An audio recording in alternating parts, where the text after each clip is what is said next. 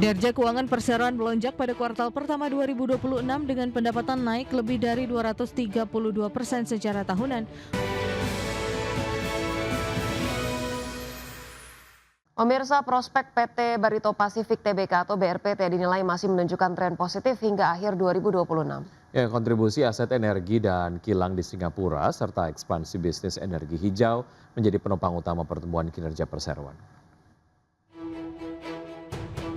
Kinerja keuangan perseroan melonjak pada kuartal pertama 2026 dengan pendapatan naik lebih dari 232% secara tahunan menjadi 2,57 miliar US dollar.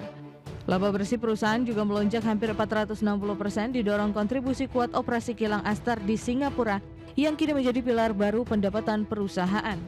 Akuisisi kilang Bukom dan jaringan SPBU Esso di Singapura memperkuat diversifikasi bisnis perseroan di luar petrokimia. Peningkatan kapasitas kilang menjadi 300.000 barel per hari pada paruh kedua 2026 juga diperkirakan mampu mendongkrak volume produksi dan margin pengolahan minyak. Selain bisnis kilang, pertumbuhan juga datang dari anak usaha Barito Renewable Energy yang menargetkan peningkatan kapasitas pembangkit hingga 2,8 gigawatt pada 2032. Meski demikian, tekanan margin petrokimia, fluktuasi harga minyak dan tingginya biaya pendanaan masih menjadi risiko yang perlu dicermati investor.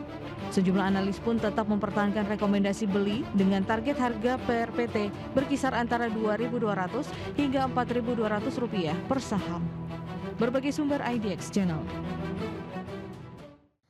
Harga minyak anjlok sekitar 5% untuk hari kedua berturut-turut dan menyentuh level terendah dalam 3 bulan terakhir. Penurunan tajam tersebut dipicu munculnya rincian kesepakatan sementara untuk mengakhiri perang di Timur Tengah, termasuk pembukaan kembali Selat Hormuz dan izin bagi Iran untuk kembali menjual minyaknya ke pasar internasional.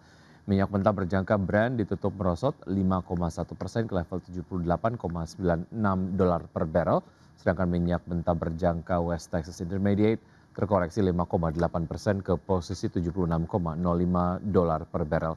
Rincian kesepakatan sementara mulai terungkap pada hari Selasa setelah Presiden Donald Trump menyatakan kesepakatan itu akan memastikan Teheran tidak mengembangkan senjata nuklir.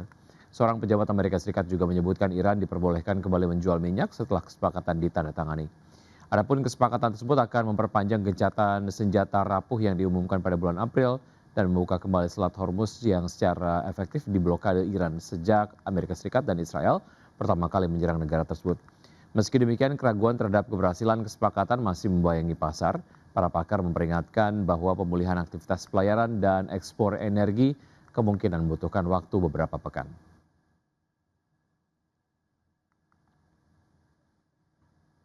Ya pemirsa, terima kasih Anda masih bersama kami di Market Buzz. PT Pura Delta Lestari Tbk menyetujui pembagian dividen final untuk tahun buku 2025 sebesar Rp795 miliar. Ya, manajemen perseroan menyatakan bahwa pembagian dividen merupakan bagian dari komitmen perseroan dalam memberikan nilai tambah kepada pemegang saham di tengah kinerja keuangan yang tetap solid.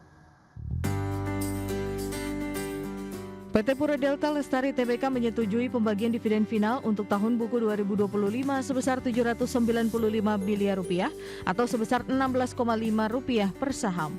Corporate Secretary PT Pura Delta Lestari Tondi Suwanto menyampaikan bahwa pembagian dividen tersebut merupakan bagian dari komitmen perseroan dalam memberikan nilai tambah kepada pemegang saham di tengah kinerja keuangan yang tetap solid. Berdasarkan keterbukaan informasi yang disampaikan kepada Bursa Efek Indonesia, dividen tunai yang berasal dari laba bersih tahun buku 2025 itu akan dibayarkan kepada pemegang saham yang tercatat dalam daftar pemegang saham pada 26 Juni 2026. Sedangkan pembayaran dividen akan dilakukan pada tanggal 9 Juli 2026. Perseroan menegaskan pembagian dividen didukung oleh kinerja keuangan yang kuat sepanjang 2025. Di tahun lalu, perseroan membukukan laba bersih sebesar Rp800,31 miliar dan selain itu perseroan masih memiliki saldo laba ditahan yang tidak dibatasi penggunaannya sebesar Rp1,39 triliun dan total ekuitas mencapai Rp6,61 triliun per 31 Desember 2025. Berbagai sumber IDX Channel. Pemirsa, rapat umum pemegang saham tahunan PT Baramulti Sukses Sarana Tbk menyetujui pembagian dividen tunai sebesar $70 juta Amerika Serikat dari laba bersih tahun buku 2025. Iya, nilai dividen tersebut setara dengan Rp486,13 per saham. Dividen tunai ini akan dibayarkan kepada pemegang saham yang tercatat dalam daftar pemegang saham pada tanggal 26 Juni 2026. Adapun pada tahun 2025 lalu, perseroan membukukan laba bersih sebesar 83,98 juta dolar Amerika, turun dibandingkan dengan laba bersih 2024 sebesar 131,55 juta dolar. Melihat raihan laba bersih tahun buku 2025, maka rasio pembagian dividen atau dividen payout ratio mencapai 63,83%. Sementara itu, selain memutuskan pembagian dividen, RUPST juga menyetujui pengunduran diri dari Jinendra Vardaman Patel selaku Komisaris Perseroan dan juga Jong Uyo selaku Komisaris Perseroan terhitung sejak ditutupnya rapat. Presiden Prabowo Subianto mendorong peningkatan kerjasama strategis antara Indonesia dan Jerman dalam berbagai proyek prioritas nasional. Ya, ajakan tersebut disampaikan saat menerima kunjungan kenegaraan Presiden Republik Federal Jerman Frank-Walter Steinmeier bersama Ibu Negara Elke van den Dender di Istana Merdeka. Dalam pertemuan tersebut, Prabowo menawarkan kepada Jerman untuk berpartisipasi dalam sejumlah program strategis pemerintah Indonesia. Ruang lingkup kerjasama yang ditawarkan mencakup proyek hilirisasi industri, pengembangan kendaraan listrik, industri semikonduktor, hingga pengelolaan mineral kritis dan tanah jarang. Menurut Prabowo, Indonesia membuka peluang yang luas bagi Jerman untuk memperluas investasi dan kolaborasi di sektor-sektor yang dinilai memiliki nilai tambah tinggi bagi kedua negara. Selain sektor industri dan investasi, Prabowo juga menyampaikan apresiasinya terhadap program Partnering in Business with Germany yang dinilai dapat menjadi wadah untuk memperkuat pengembangan industri UMKM Indonesia melalui kerjasama dengan pelaku usaha Jerman.